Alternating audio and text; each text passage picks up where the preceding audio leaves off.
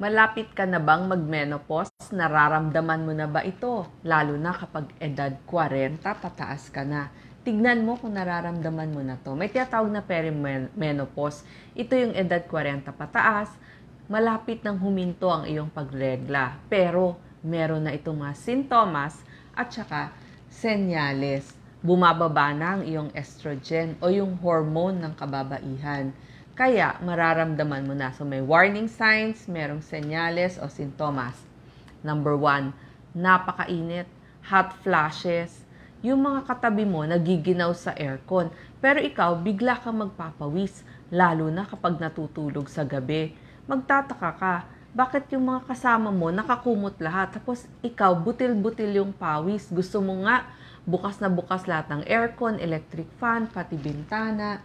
Nararamdaman niya ng ating malapit ng mag-menopause.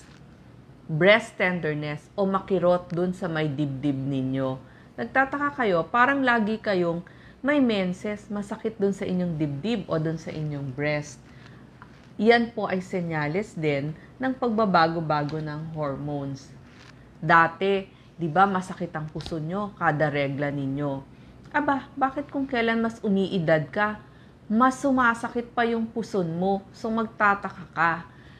Senyales din ito na maaari tayong malapit ng mag-menopause. Nawawala na ng gana sa pagtatalik. So magtataka ka, bakit parang hindi ka na na-excite?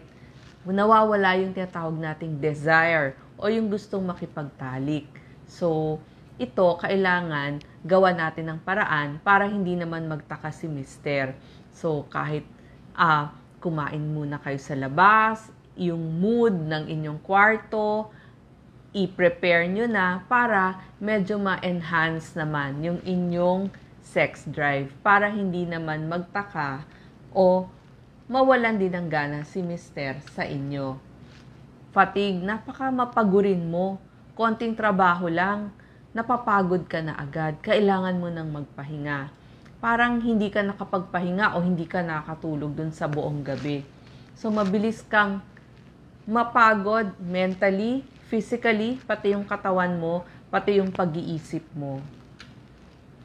Ito ang very common. Nagloloko na ang pagdating ng iyong regla. Kaya dito importante yung paggawa ng kalendaryo. So, tuwing magre-regla ka, gumawa ka na ng calendar, i-ekis mo na kung kailan ka nagme-menses. Para pagpunta mo sa doktor, ipepresent mo yung iyong mga menstruation days. Kasi pag wala kang lista, hindi mo maaalala yan.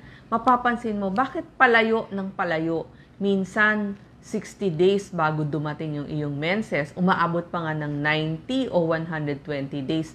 So, palayo na ng palayo ang iyong pagregla. At umiikli din. Maaaring malayo o umikli. So, irregular na. Hindi na dumadating. Mapapansin nyo yan. Tapos, dun sa maselang bahagi ng babae, dun sa may puwerta, napakakati, napakatuyo. Kasi kapag very dry ang balat doon sa lugar na yon, hanggang doon sa puwitan, mangangati ang ating balat. So, dyan mo kailangan ng mas maraming lotion. At saka, pag may contact kay mister, kailangan mo ng KY jelly. Nabibili po ito doon sa inyong mga botika. Tanungin lamang yung mga pharmacist natin sa mga botika. So, marami pong nabibiling mga ginagamit sa pagtatalik. Ang example po nito, KY Jelly. At marami pa pong ibang brands na pwedeng ibigay sa inyo. Sabihin nyo lang. Kasi nga, bumababa na yung hormone na estrogen. Kaya yung balat natin, mas natutuyo na. Mapapansin mo rin, bakit kapag bumahing, umubo, parang may naglilik na ihi dun sa iyong puwerta. So, mabahing ka lang. O kaya, nagbuhat. Parang nababasa yung iyong underwear o yung iyong panty.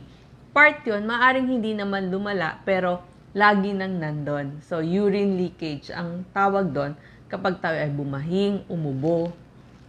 Mapapansin nyo yan. O nagbuhat. Tapos, nagmamadali na kayo mag-CR. Parang dati kaya nyong magpigil ng matagal. Pero ngayon, kailangan iihi na kayo agad. So, mabilis. So, urgent. Kailangan punta na agad dun sa banyo.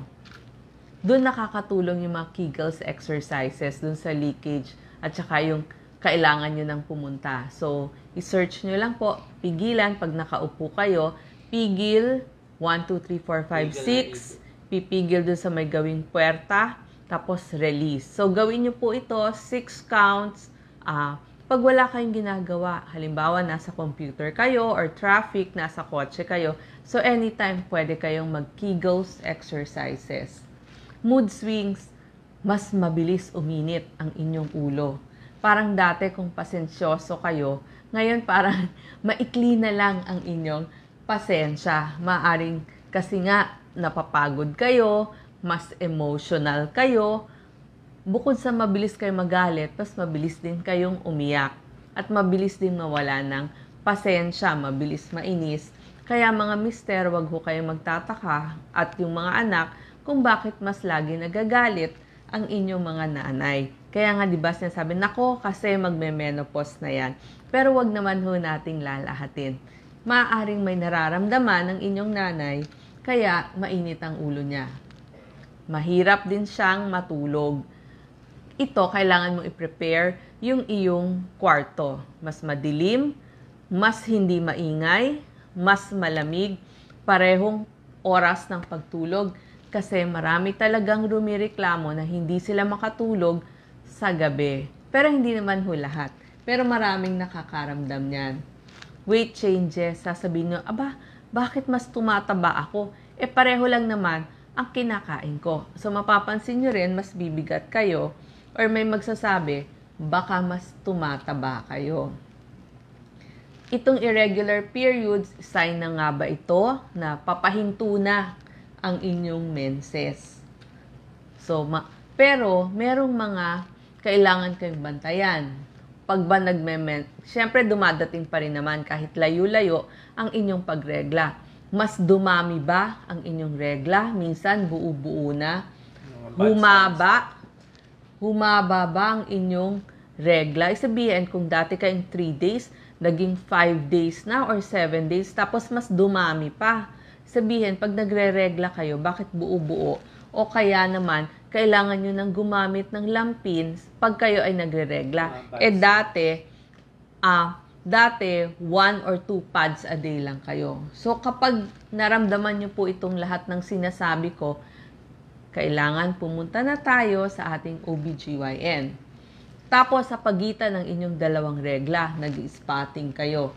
Or, nag-i-spotting kayo pagkatapos magtalik. Tapos, dumalas na ang inyo. Di ba dapat nga, kung magme-menopause, papalayo. Mas mahahaba yung pagitan. Bakit dito, ang pagregla nyo, mas dumadalas? So, dito kailangan kumonsulta na tayo sa ating OBGYN.